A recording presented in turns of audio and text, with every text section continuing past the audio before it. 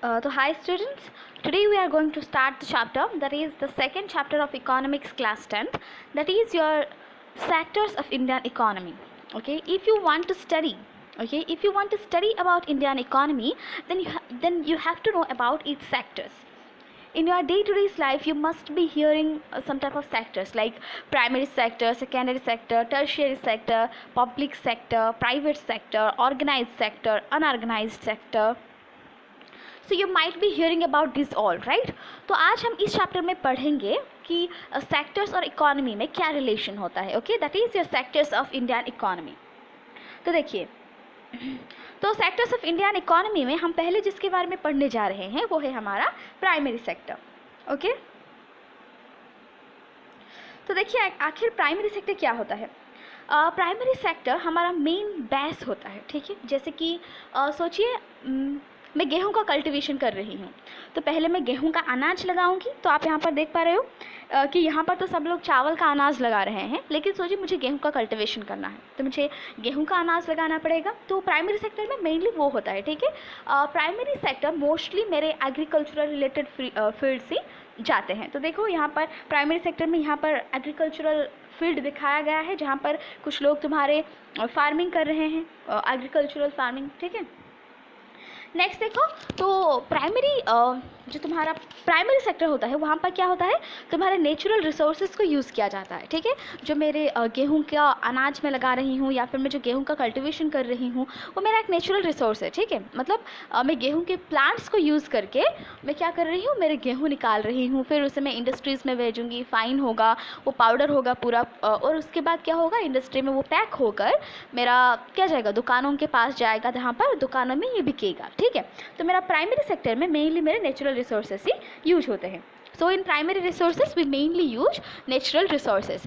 You can take on consideration of your fishing. Okay, in case of fishing also we use our natural resources, like we use river or seas. River or sea are also one type of natural resources and we catch fishes from there. So fishes are also one type of natural resources. So in case of your primary sector, everything is of your natural resources. Okay, or we can say that we are directly using those natural resources. So that is what your primary sector includes. Next देखिए आपका आता है secondary sector. ठीक है, तो आपका secondary sector में mainly क्या होता है, आप सोचिए आप गेहूं का अनाज लगाई हैं अभी, नेक्स्ट आप क्या करेंगे, गेहूं का कल्टीवेशन करेंगे या फिर गेहूं को फील्ड से निकालेंगे, और फील्ड से निकालने के बाद उसे पूरा फाइन होने के लिए या फिर उसे पूरा क्लीन करने के लिए हमें उसे कहाँ पर भेजना होगा, सेकेंडरी सेक्टर में भेजना होगा. सेकेंडरी सेक्टर में मेनली आपके क्या क्या होते हैं, इंडस्ट्रीज होते हैं.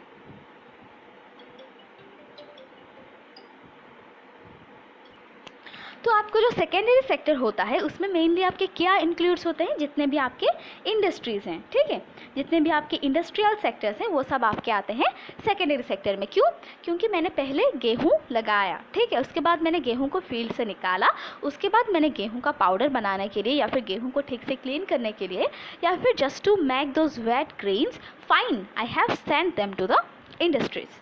तो मैंने उन्हें कहाँ पर भेजा, इंडस्ट्रीज़ में भेजा. देख पा रहे हो ये सब जो इंडस्ट्रीज़ हैं आपके, ये सब कहाँ पर जाते हैं, आपके सेकेंडरी सेक्टर में जाते हैं. नेक्स्ट देखो आपका आता है टर्शियरी सेक्टर. टर्शियरी सेक्टर में क्या होगा, सोचो पहला आपका प्राइमरी सेक्टर का काम हो गया, मैंने पहले गेहूं के पेड़ लगाए, उसके बाद मैंने गेहूं निकाल के उसे इंडस्ट्री में भेज दिया, उसे फाइन होने के लिए या फिर उसका पाउडर बनाने के लिए. नेक्स्ट क्या हुआ, मेरा इंडस्ट्री में जो गेहूं पूरा फाइन होकर जो पाउडर हो गया है, अभी मुझे वेट फ्लोर या फिर गेहूँ का जो फ्लोर होता है वो मुझे अभी पैकेट बनाना है, तो वो पैकेट भी मेरा इंडस्ट्री में बन जाता है. ठीक है, मुझे गेहूँ से सोचो वो जो गेहूँ पाउडर का पैकेट बनाना होगा या फिर मुझे वो जो गेहूँ के पाउडर से सोचो मुझे बिस्कुट बनाना है, तो मुझे जो कुछ भी बनाना है वो मैं सब सेकेंडरी सेक्टर यानी मैं इंडस्ट्रीज़ में ही बना दूंगी. तो उसके बाद क्या होगा, मेरा आएगा टर्शियरी सेक्टर. ठीक है, टर्शियरी सेक्टर में मेरे मेनली जाते हैं जितने भी मेरे ट्रांसपोर्टेशन व्हीकल्स. ठीक है, मैं उन सब को ट्रांसपोर्ट करूँगी, ट्रेन में करूँगी या फिर ट्रक्स में करूँगी, किसी में भी कर सकती हूँ. ठीक है, ट्रेन या फिर ट्रक्स के द्वारा मैं उन्हें कहाँ पर भेजूँगी, दुकानों के पास भेजूँगी, बड़े बड़े शॉपिंग मॉल्स के पास भेजूँगी जहाँ पर लोग खरीदेंगे. ठीक है, तो अभी यहाँ पर एक क्वेश्चन अराइज होता है कि कहाँ पर लोग ज़्यादा काम करते हैं, प्राइमरी सेक्टर या फिर टर्शियरी सेक्टर या फिर secondary sector. First of all देखो, एक वक्त हुआ करता था 19 आपका 1980 या फिर 2000 उस टाइम में क्या हुआ करता था, आपके जो ज़्यादातर लोग हुआ करते थे वो काम करते थे मेनली प्राइमरी सेक्टर में ही काम किया करते थे, ठीक है। क्योंकि प्राइमरी सेक्टर में बहुत सारे काम होते हैं, जैसे कि गेहूं को लगाना होता है, फिर इरिगेशन होता है, सीविंग होता है, कल्टिवेशन होता है, फिर हम पर फर्टिलाइजर्स अप्लाई करते हैं, ठीक है। तो बहुत काम हमारा कहाँ पर होता है, प्राइमरी सेक्टर में ही होता है। तो मेरे ज़्यादातर लोग प्राइमरी सेक्टर में ही एम्प्लॉयड थे, लेकिन अभी चेंज हो रहा है, राइट। हमारे प्राइमरी सेक्टर में उतने लोगों की ज़रूरत नहीं पड़ती है। हम अब प्राइमरी सेक्टर में ट्रक्स यूज़ करते हैं, different types of machines use कर देते हैं, जिसकी वजह से आजकल हमारे प्राइमरी सेक्टर में भी ज़्यादातर लोगों का इस्तेमाल नहीं होता है। अभी अगर मैं बोलूँगी कि सेकेंडरी सेक्टर, टर्शियरी सेक्टर के बारे में, सेकेंडरी सेक्टर में तो इंडस्ट्रीज़ होते हैं और इंडस्ट्री में ज़्यादातर काम तो आपका मशीन कर देता है। वैसे ही टर्शियरी सेक्टर में आपके लोग यूज़ होते हैं, लेकिन टर्शियरी सेक्टर में भी बहुत ज़्यादा कम लोग ही यूज़ होते हैं। तो टर्शियरी सेक्टर के बारे में बहुत कुछ आपको बताना है, मैं बताऊंगी आपको आगे के लेसन्स में। तो देखिए, तो आपके ज़्यादातर लोग प्राइमरी सेक्टर्स में ही काम करते हैं, ठीक है। लेकिन आजकल थोड़ा प्राइमरी सेक्टर में क्योंकि ज़्यादातर मशीन्स यूज़ हो जाते हैं, तो समव्हाट आपका सेकेंडरी सेक्टर और बहुत ज़्यादा आपके टर्शियरी सेक्टर में आजकल एम्प्लॉयमेंट होते हैं। क्यों? देखो, तो जो टर्शियरी सेक्टर होता है, देखो टर्शियरी सेक्टर को आप सिर्फ ट्रांसपोर्टेशन ही मत समझिए। ट्रांसपोर्टेशन मतलब मेरे इंडस्ट्रीज में जो कुछ भी प्रोडक्शन हो गया वो सब मेरा ट्रांसपोर्ट होके दुकानों के पास जाएगा, सिर्फ इतना ही काम टर्शियरी सेक्टर का नहीं है। टर्शियरी सेक्टर में आपके बहुत कुछ जाते हैं, जैसे कि आपका बैंकिंग हो गया, जितने भी सर्विसेज हैं वो सब आपके टर्शियरी सेक्टर में ही जाते हैं। जो भी सर्विस बोलिए, जैसे कि आपका टीचिंग, ठीक है, टीचिंग भी एक टाइप का सर्विस है, ये भी आपका टर्शियरी सेक्टर में ही जाएगा। टीचिंग बोलिए या फिर बैंकिंग बोलिए, डिफेंस बोलिए, ये सब आपके कहाँ पर जाएंगे, आपके सब टर्शियरी सेक्टर में ही जाएंगे। देखिए, बैंकिंग में भी आपके बहुत ज़्यादा एम्प्लॉयमेंट क्रिएट होते हैं। क्लर्क के लिए employment, sweeper, peons, manager, bank PO, समझ में आ रहा है ना। बहुत सारे एम्प्लॉयमेंट बैंक में क्रिएट होते हैं। एजुकेशन डिपार्टमेंट में भी, स्कूल्स में भी peons, sweepers, teachers, then security guards, तो डिफरेंट टाइप्स ऑफ एम्प्लॉयमेंट आपके टर्शियरी सेक्टर में भी क्रिएट हो रहे हैं अभी, ठीक है। तो आज के ज़माने में हम बोल सकते हैं कि प्राइमरी सेक्टर या फिर सेकेंडरी सेक्टर से ज़्यादा टर्शियरी सेक्टर्स में ही आजकल के ज़माने में ज़्यादातर एम्प्लॉयमेंट लोगों को मिल रहा है, ठीक है। नेक्स्ट देखो, हमारा ग्रॉस डोमेस्टिक प्रोडक्ट आता है। तो ग्रॉस डोमेस्टिक प्रोडक्ट या फिर जीडीपी आखिर में कैसे कैलकुलेट करती हूँ, देखो।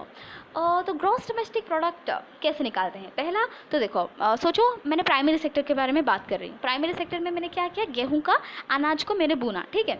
तो गेहूं का अनाज बुनने के लिए मेरे कुछ पैसे खर्च हुए होंगे। उसके बाद वहाँ से जो मेरा गेहूं का अनाज जाता है इंडस्ट्री को, मैंने इंडस्ट्री को कुछ पैसे में गेहूं का अनाज को बेच दिया होगा। फिर इंडस्ट्रीज़ में लोग काम करते हैं, लोगों को भी पैसा दिया जाता है, वो गेहूं के अनाज के लिए वो लोग काम करते हैं। वो इंडस्ट्री में वो कुछ फाइन वगैरह जो कुछ भी इंडस्ट्री में होता है गेहूं को लेकर, उसके लिए भी कुछ पैसे खर्च होते हैं। लास्ट में मेरा क्या होता है, गेहूं से मेरा जो गेहूं का पाउडर का पैकेट बनता है, जो कि आपका वेट फ्लोर कहा जाता है, और साथ ही साथ आपके बिस्कुट्स बनते हैं, ये सब आपका बन जाता है। ये सब बनने के बाद मेरा जो फाइनल प्रोडक्ट आता है, ठीक है, आप हमेशा समझिए कि आपका फाइनल प्रोडक्ट क्या आता है, आप पहले वो एस्टिमेट करेंगे, ठीक है। मेरा फाइनल प्रोडक्ट क्या आ रहा है, तो देखिए, मैंने पहले आपका यहाँ पर क्या यूज़ किया, मैंने पहले गेहूं का अनाज यूज़ करके मैंने गेहूं के पेड़ लगाए। पेड़ लगाने के बाद मैंने वहाँ पर से कल्टिवेशन किया, फिर फैक्ट्रीज़ को भेजा। फैक्ट्रीज़ में मेरे वेट फ्लोर प्रोड्यूस हुए, फिर साथ ही साथ मेरे बिस्कुट पैकेट्स प्रोड्यूस हुए। जो कुछ भी मेरा प्रोड्यूस हुआ वो जो वेट फ्लोर से, तो मेरा फाइनल प्रोडक्ट यहाँ पर क्या आया, पहला तो आया मेरा वेट फ्लोर, ठीक है। मेरा पहला क्या आया, वेट फ्लोर।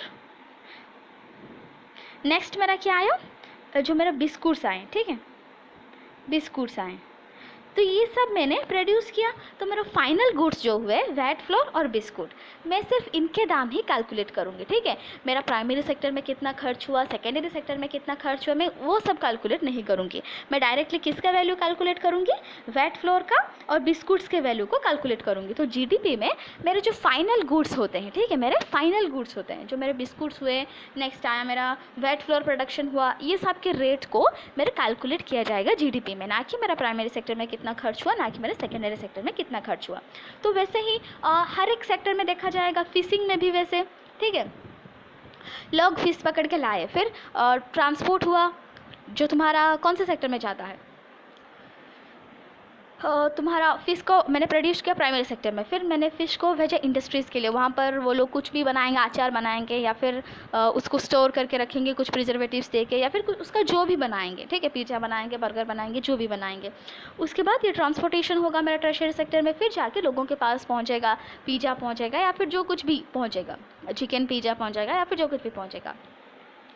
तो मेरा पिज़्ज़ा का रेट कैलकुलेट किया जाएगा, ठीक है ना, कि मेरे फ़िशिंग नेट का रेट कितना हुआ, मेरे फार्मर्स चल के गए या फिर बाइक में गए, उनका पेट्रोल का रेट कितना हुआ, ये सब मेरे कैलकुलेशंस नहीं होंगे। मेरे डायरेक्ट जो मेरा कितना वो जो पिज़्ज़ा का रेट ही डायरेक्ट मेरा कैलकुलेट होगा, ठीक है। प्राइमरी सेक्टर और सेकेंडरी सेक्टर का वैल्यूज़ कैलकुलेट नहीं होगा। तो नेक्स्ट चलिए समझ में आ गया ग्रॉस डोमेस्टिक प्रोडक्ट क्या होता है। नेक्स्ट देखो अंडर एम्प्लॉयमेंट।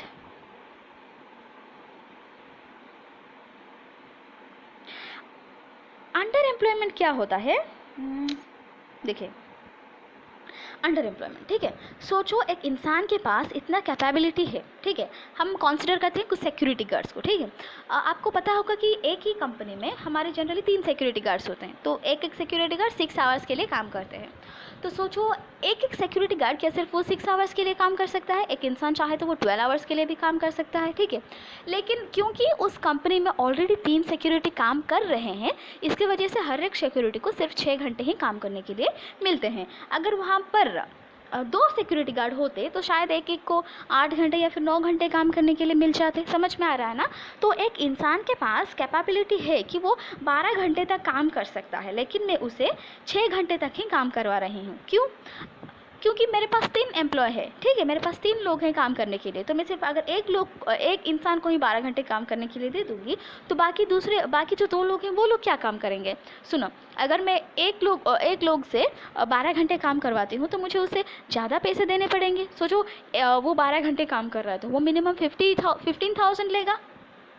लेकिन अगर मैं वहीं 3 लोगों को काम करवाऊंगी तो मैं एक एक को 4,000 करके दे दूंगी, तो मेरा 12,000 हो रहा है, तो मेरा 3,000 बच रहा है, ठीक है। तो आखिर ऐसा होता क्यों है? देखो, पहले तो इंडिया में अनएम्प्लॉयमेंट बहुत ज़्यादा है, ठीक है। अगर मैं सिर्फ एक इंसान को ही सारे काम करने के लिए दे दूंगी तो बाकी लोगों को पैसे नहीं मिलेंगे और बाकी लोग मेरे कुछ काम नहीं करेंगे, तो वो लोग कैसे बचेंगे, ठीक है। तो सब लोगों को जैसे एम्प्लॉयमेंट मिल सकेगा, तो उसके वजह से तो हम क्या करेंगे, मतलब एक इंसान की पूरे कैपेबिलिटी को हम यूज़ नहीं करते। जो एक इंसान चाहे तो 12 घंटा काम कर सकता है, लेकिन क्योंकि अगर मैं एक इंसान को सब काम दे दूंगी तो बाकी इंसान बेकार हो जाएंगे ना, इसलिए मुझे क्या करना पड़ रहा है कि बाकी इंसानों को भी मुझे काम देना पड़ रहा है, और सभी इंसान को थोड़ा थोड़ा मैं काम दे रही हूँ और थोड़ा थोड़ा पैसा दे रही हूँ, ठीक है। तो ये होता है अंडर एम्प्लॉयमेंट। जैसे कि तुम लोगों को पता होगा कि कुछ टीचर्स भी होते हैं जो कि वो कैपेबल है कि पढ़ा सकते हैं पूरा, मतलब वो सारे क्लासेस ले सकते हैं, लेकिन उन्हें क्लासेस लेने के लिए इजाज़त नहीं दी जाती। क्यों? क्योंकि ऑलरेडी टीचर्स हैं उसके लिए। मतलब सुनो, तुम जितना कर सकते हो तुम्हें उतना करने के लिए अपॉर्चुनिटी नहीं दिया जाएगा, ठीक है। तो उसे कहते हैं अंडर एम्प्लॉयमेंट। अंडर एम्प्लॉयमेंट मतलब तुम जितना काम कर सकोगे उतना तुम्हें करने नहीं दिया जाएगा, उससे कम ही तुम्हें काम करने के लिए पड़ रहा है, लेकिन तुम भी मजबूर हो, तुम कर क्या सकते हो, क्योंकि सबको एम्प्लॉयमेंट चाहिए, राइट। तो नेक्स्ट देखो, महात्मा गांधी, कुछ स्किप हो गया क्या? हाँ, नेक्स्ट आता है मेरा डिसगाइज्ड अनएम्प्लॉयमेंट, ठीक है। डिसगाइज्ड अनएम्प्लॉयमेंट, सुनो, जैसे कि तुम सेम एग्जांपल भी ले सकते हो, ठीक है। तो देखो, सिक्योरिटी गार्ड जो जॉब का जो काम है वो चाहे तो एक इंसान भी कर सकता है, 2 इंसान भी कर सकते हैं, ठीक है। लेकिन मैंने वहाँ पर 3 इंसान रखे हुए हैं। क्यों? क्योंकि अनएम्प्लॉयमेंट प्रॉब्लम है, ज़्यादा अनएम्प्लॉयमेंट हो जाएंगे। तो जब वो काम 2 इंसान कर सकते हैं, मैंने फिर भी 3 इंसानों को रखा है, तो उस टाइप की अनएम्प्लॉयमेंट को कहते हैं मेरे डिसगाइज्ड अनएम्प्लॉयमेंट, ठीक है। वही काम दो एम्प्लॉय कर सकते हैं, लेकिन मैंने 3 एम्प्लॉय रखा है। वाई?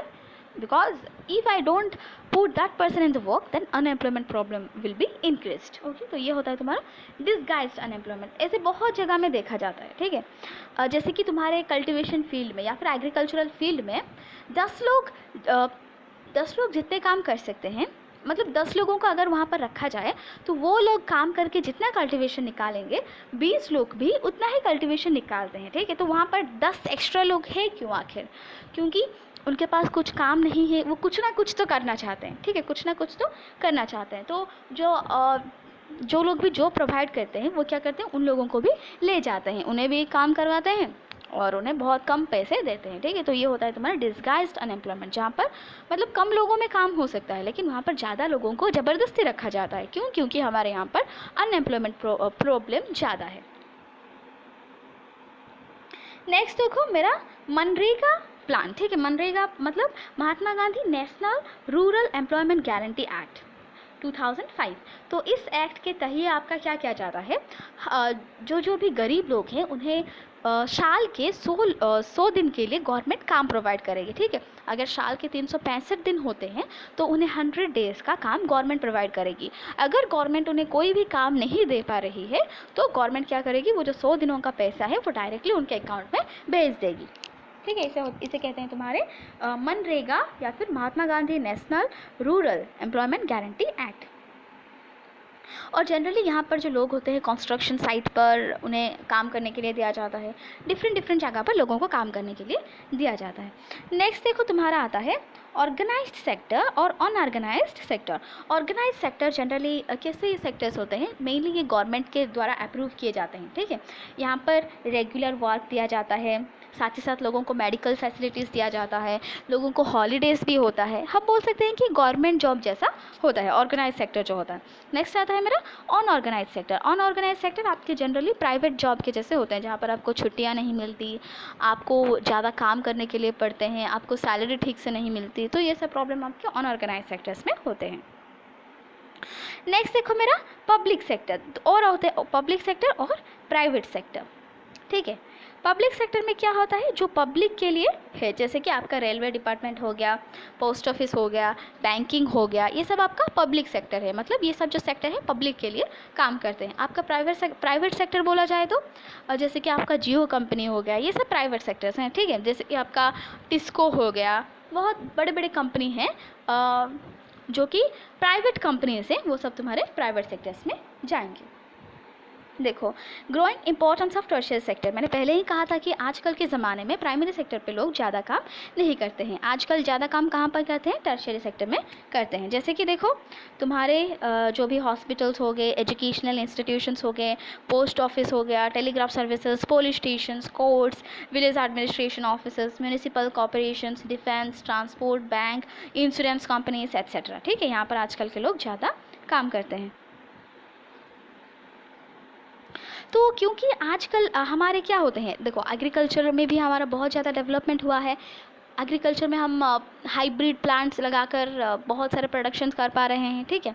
हमें हर एक सीज़न में हर एक फ्रूट हम खा सकते हैं, क्योंकि हाइब्रिड्स, केमिकल्स वगैरह वगैरह हम एग्रीकल्चर में बहुत ज़्यादा डेवलप कर चुके हैं, राइट। हमें अभी खाने पीने में कोई प्रॉब्लम नहीं हो रहा है।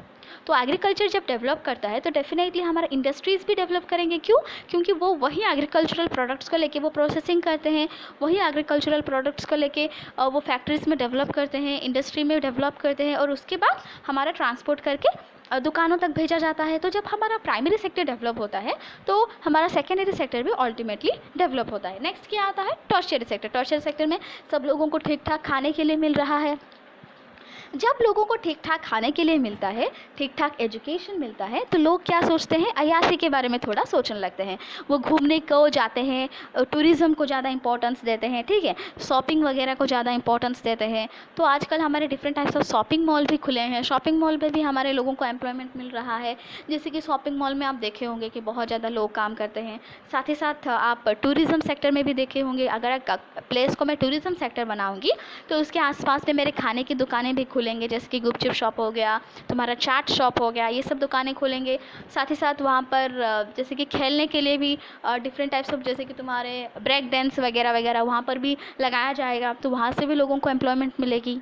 तो आजकल के ज़माने में टर्शियरी सेक्टर में ही ज़्यादा कैरियर अपॉर्चुनिटीज़ है। क्यों? क्योंकि प्राइमरी सेक्टर ऑलरेडी बहुत ज़्यादा डेवलप कर चुका है, और प्राइमरी सेक्टर डेवलप कर रहा है तो सेकेंडरी सेक्टर भी उसके साथ ही अल्टीमेटली डेवलप कर रहा है। देखा यहाँ पर लिखा गया है, अब कहाँ चला गया रे, tourism, shopping, private hospital, professional training, तो ये सब भी हो रहे हैं आजकल। तो ये था आपका chapter. I hope you have understood and I have tried my best to explain you as I could. So please do like, share and subscribe, and thank you so much for listening.